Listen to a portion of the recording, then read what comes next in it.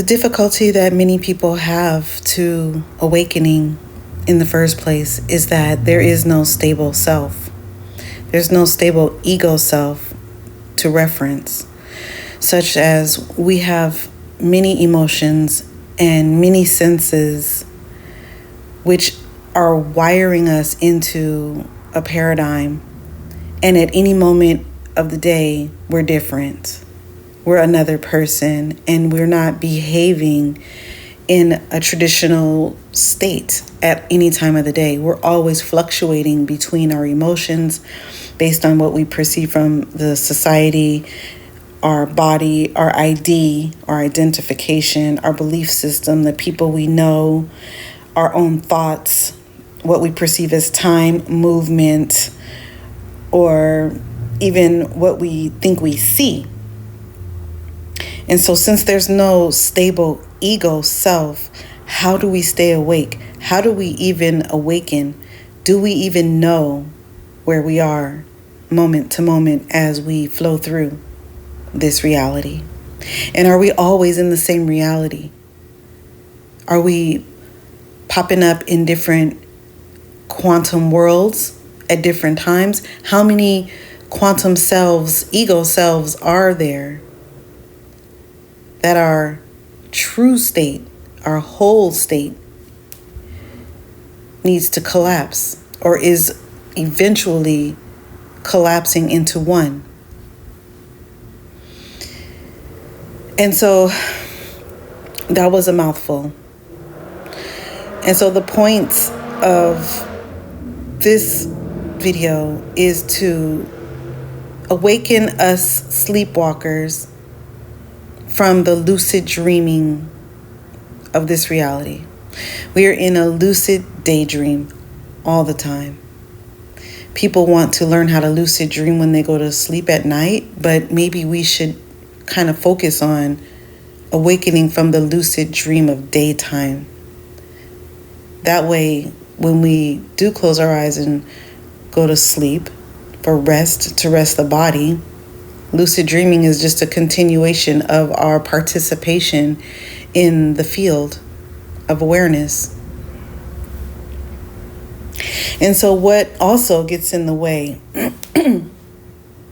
of us realizing the false reality is how we think. We have cognitive biases.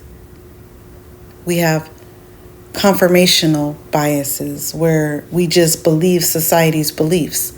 We bump into each other, or we have society conforming us or molding us to where we are confirming our truth with other people's truths. Even if we take that one thought and we take it inside ourselves and say, what do I actually believe about a thing? It could be religion, it could be politics, it could be about gardening, it could be about anything, about grooming. Where did this belief come from? Who taught you that? What is original to you? Do you have any original ideas, concepts, beliefs, thoughts? What do you truly know? What do we truly know from within? And that's what I mean by sleepwalkers. We don't truly know anything for our own selves, but yet there will be people you'll meet who will know it all and who will argue you down that they know the right thing because they went to college and this is what they know. I was one of those people. Know it all. I was known as the answer. You had a problem, I had the answer because I knew it all. From the books, book smart, academia, maybe I could know a few things. But that isn't really original thought. That isn't anything but regurgitation or maybe complex, higher level thinking. But again, thinking is based on bias, based on what we've been shown, taught, or sometimes what we even experience. But our experiences are jaded based on our senses, right? We have the sense of touch, smell, sight, sound, taste. But there are more senses. that inform our reality. The one intuition we hardly ever use. It's not been amplified. It's not been used to navigate the world. We weren't taught that. Some of us were. Some had parents who were like, hey, use your gut. Have spatial awareness about yourself, which is actually basically another sense. So where am I going with this? How do we awaken and stay awake, right? That's kind of the point of this. Because if we are aware of our biases, we can also be aware of what we're paying attention to. We can filter out those things in society which dull our senses, such as our habits, our distractions, sometimes other people. A lot of times other people are confirming our old self with us, and then we fall back into those habits. Story time. I remember, this is quick. I remember when I first started having this awakening, I would be so good. I remember I told you I was thinking I was holier than thou, super pure, go from this sailor type cursing person to super clean, super pure, I can't do anything kind of person. And then I would show up at a family function and slide into all those habits that I have since really cut off, because they weren't balancing me out. They weren't taking me anywhere. So now I've learned how to filter that so I could be in any environment and maintain my awake state, because I'm aware of all these biases I already stated, and I know how to selectively identify or selectively place my attention on my vibrations and on the stage. Okay?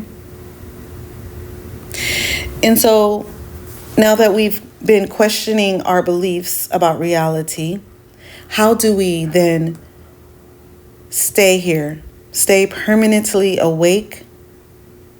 And how do we stay in the field and yet mold it to what we want it to be? Well, if you haven't already started to question your beliefs about this reality, start doing that. That would be number one thing you could do. Question why you believe in everything. And ask yourself, what do you know? Again, the second one I was thinking of is to detach from your identity, your body, your name, even that I amness that's going around, New Age spirituality. Go beyond the I am. Go beyond this. We can detach from our ideas and concepts of everything. Detach from the people we see in the world.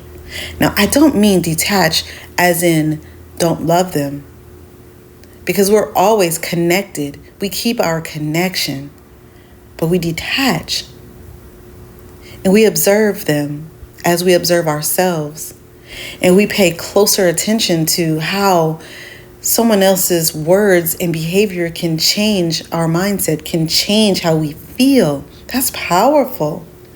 That's powerful for an awakening being, to realize someone else, you could be having a wonderful, great day, and someone else can come in and totally uproot you if you're not aware.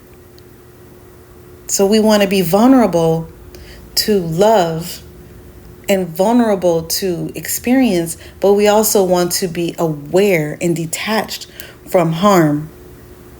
But nothing can harm you. So when I mean by harm, I mean by being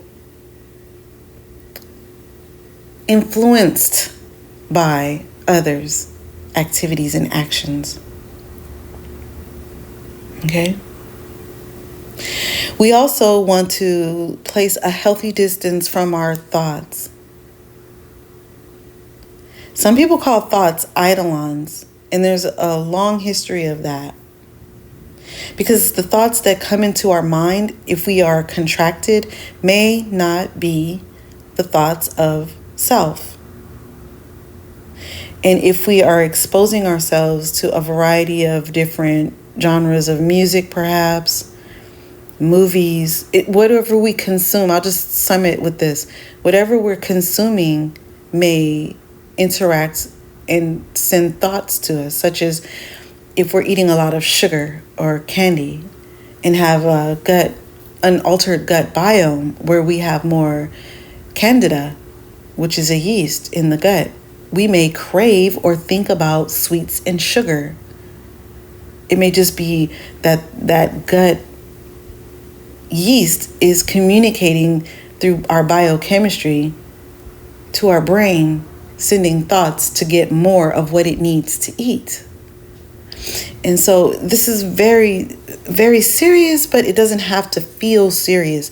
It can be just as easy as slowing down, being aware of the thoughts that we have, and choosing, of the 2 or 3 or 7 thoughts we get, choosing the one that leads us to our highest path.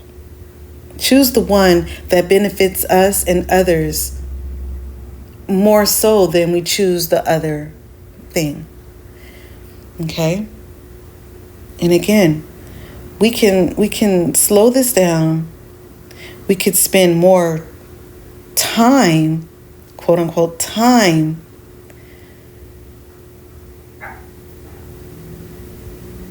contemplating,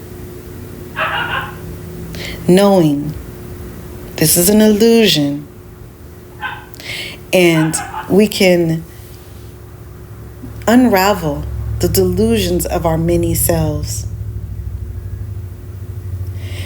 With that, we can focus on our emotional state. Going to our emotional selves, we look at when we're hungry, when we're extraordinarily hungry, we may act like a different person. We may be a totally different being than if we were satiated and relaxed.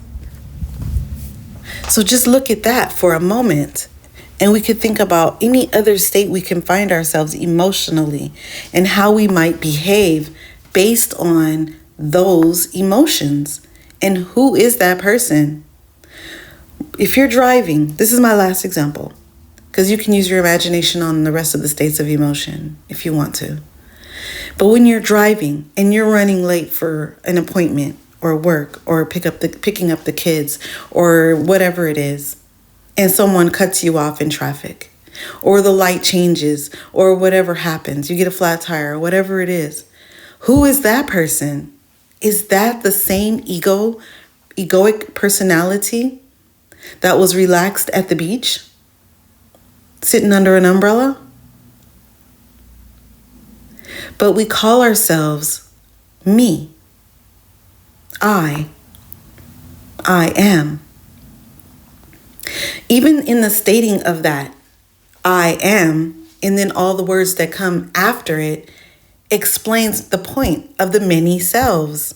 Because even our general roles in society points to the fact that we have many selves, even right here in this one reality.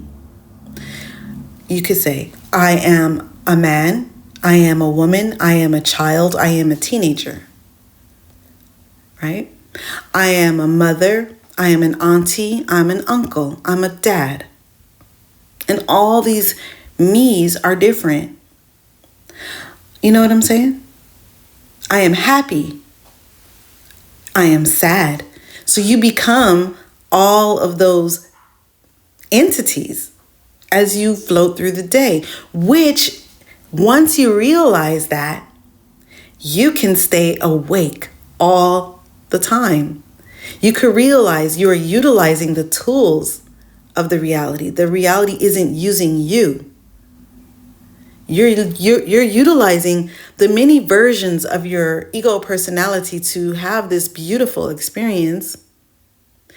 And you can then guide the ship. You can then guide the experience to the ones you prefer. But if you don't know this, if you don't know that you are vulnerable to certain experiences and you're vulnerable to the different states of self or ego self, and you're just bumping into things and bumping into people, reacting all the time, then this experience may turn into a nightmare for you or others. And so when I'm closing this video now, I just want to leave you with the thought of staying awake in the reality is the point of this reality. This reality was based on a dream, on a beautiful dream to be shared by all of us. And it is still a beautiful place. But because we were never taught about who we are, we've been underdeveloped spiritually, we're underdeveloped emotionally and mentally, even though we may think. We put thinking ahead of everything else. Thinking has become the predominating notion of success here. Like if you're a good thinker, if you're a high level thinker, if you can figure things out, if you're smart, if you're an intellectual, then you're highly regarded in the society. And we may feel that we're doing something great, which is fine, but it's out of balance. It's out of balance. And so if we can harmonize with all of ourselves, we keep our tools at our fingertips, for lack of better words, we balance out our bodies. It doesn't mean you have to give up foods and different things. It just means pay attention to what is causing you to desire something. Pay attention to if you have any kind of parasitic influences on your emotional state, your mental state, your spiritual or consciousness, your body, in your auric field. Because these are the things that can rock us back to sleep. The unawareness of all the different inputs into our reality and our state of being.